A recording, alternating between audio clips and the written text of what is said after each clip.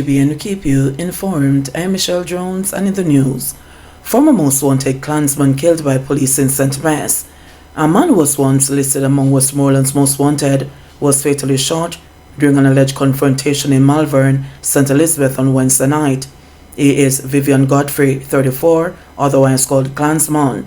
Reports suggest that a gun was seized during the incident. It is reported that the police were on an operation in Malvern when the alleged confrontation occurred.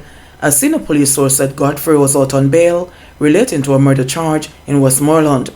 In July 2022, he turned himself in after police listed him as wanted for serious crimes in Westmoreland. It was featured on the police's Wanted Wednesdays. Godfrey was also charged for gun-related offences, namely shooting with intent and illegal possession of firearm and ammunition. A police report said that on June 30, 2022, a group of people were walking on Ricketts Avenue in Westmoreland heading home from a wake. Godfrey reportedly opened gunfire at the group. Police said no one was injured in that incident. The incident was reported to the police, and Godfrey was listed as wanted following extensive investigative inquiries. A reliable source said that Godfrey relocated from Westmoreland to Malvern after being on bail. He is the second most former wanted from Westmoreland who was killed during confrontation with the security forces in St. Elizabeth this month. 12-year-old boy charged for allegedly stabbing 13-year-old girl. A 12-year-old boy from Hope Bay in Portland has been charged with wounding with intent following the stabbing of a 13-year-old girl in his community on Wednesday. Reports from the Hope Bay police are that about 11 a.m., the boy allegedly attacked a 13-year-old girl with a machete. An adult intervened and disarmed the boy. The child then reportedly went to retrieve a knife, which he used to stab the girl in her back. The police were summoned, and the teenage girl was taken to hospital where she's been treated. The boy was arrested and subsequently charged. His court date is being arranged. Clarendon man found murdered at home. The Clarendon police are investigating the death of a 62-year-old man whose body was found in his yard with his head bashed in on Wednesday in Ali District, Lionel Town.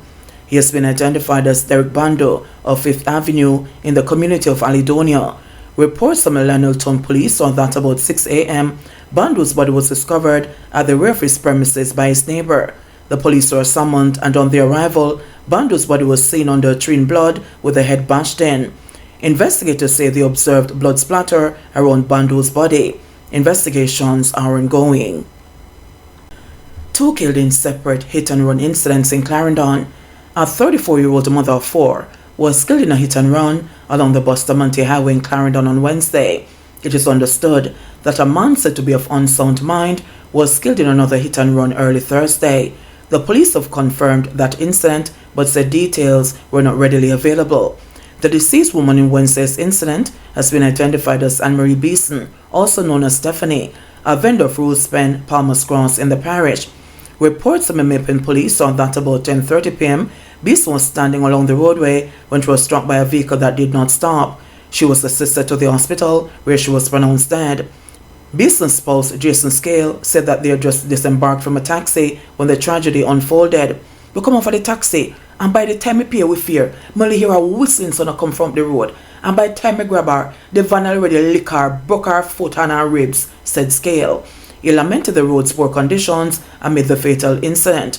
"Every day them said them a fix this road here. I mean I see no improvement. Bare promises," said Scale, who also bemoaned poor visibility in the area due to the absence of street lights.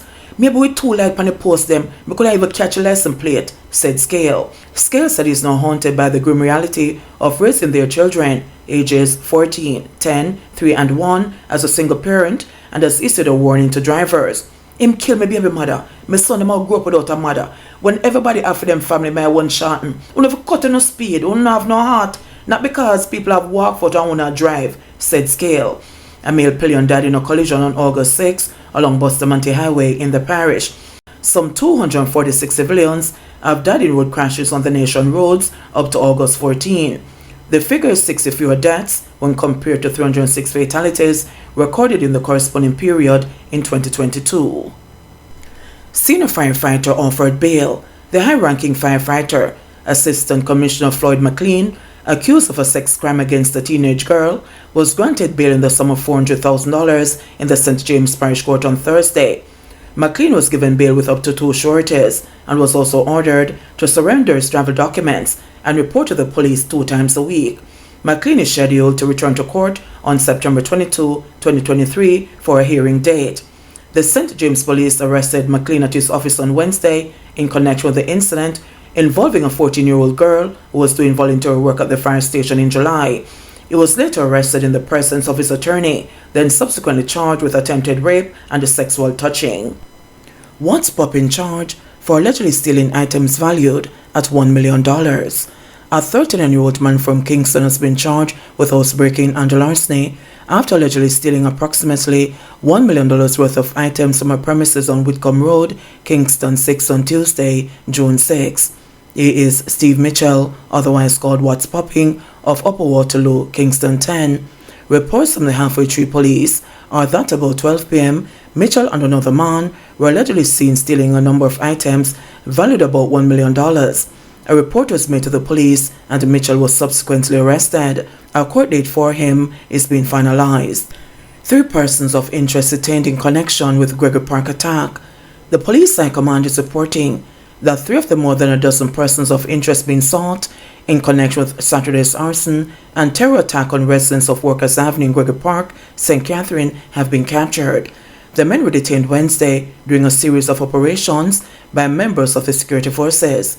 Senior Superintendent Stephanie Lindsay, head of the JCF's Corporate Communications Unit, told journalists Wednesday afternoon that the security forces have made a breakthrough in their investigations.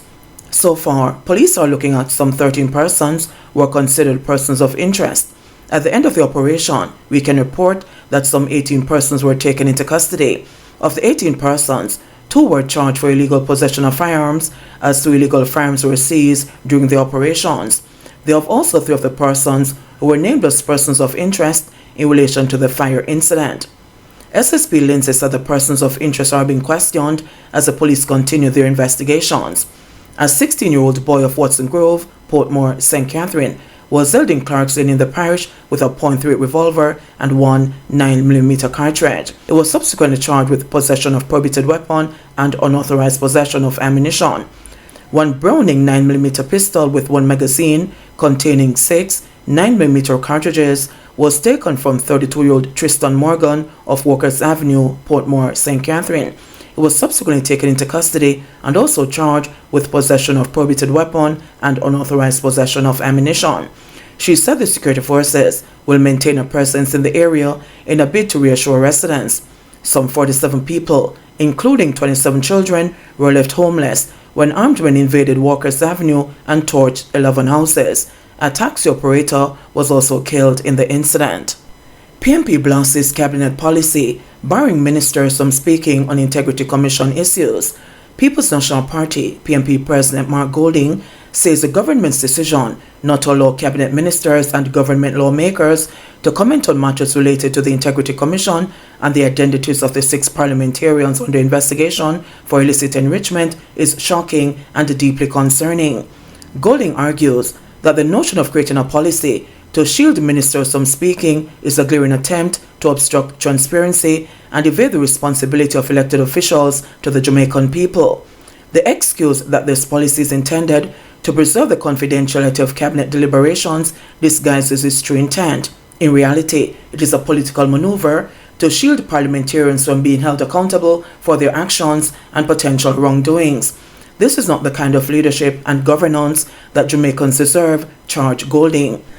The very essence of democratic governance hinges on transparency, accountability, and the duty of elected officials to provide explanations to the people they serve. This policy undermines these fundamental principles and erodes the trust between the government and the citizens, he added. The PNP president says the party views this policy as a dangerous subversion of democratic values. It is an abuse of power at the highest level, and it contradicts the ideas of open and honest governance that the Jamaican people have a right to expect from their elected representatives. Golding, who is also leader of the opposition, says the PNP stands in stark contrast to this approach. We have taken the responsible step of voluntarily disclosing the status of all our parliamentarians with regard to the IC's investigations. This goes further to our unwavering commitment to transparency and accountability. He wants the government to reconsider its decision. Our nation deserves a leadership that is open, honest, and dedicated to serving the best interest of all citizens. Revamped apprenticeship program to be launched next year. Jamaicans seeking on-the-job training in several skill areas can look forward to the revamped Heart and Estate Trust apprenticeship program slated to be launched next year. Minister without portfolio in the Office of the Prime Minister with oversight for digital transformation and skills, Dana Morris-Dixon, made the revelation while speaking in an interview on Wednesday. Morris-Dixon said that the entire Heart apprenticeship program will be redone. In every part of the world where skills training has done well, apprenticeship is a key element of it. And one of the things that we're working on is an Institute of Apprenticeship where we can revamp and redo the entire apprenticeship program in Jamaica, the minister said. She said the launch of the program will take place at some point in the first half of next year. Morris-Dixon also noted that a previous study on the Heart and Estate Trust by the Education Transformation Commission has made a recommendation of apprenticeship. The apprenticeship program is a central element. It is going to be central to us moving forward because not everybody is going to want to do the class thing. You can learn on the job, she outlined. As part of its ongoing transformation, a number of other changes for the Heart and Estate Trust have been announced in recent times, including the removal of fees for courses up to level 4.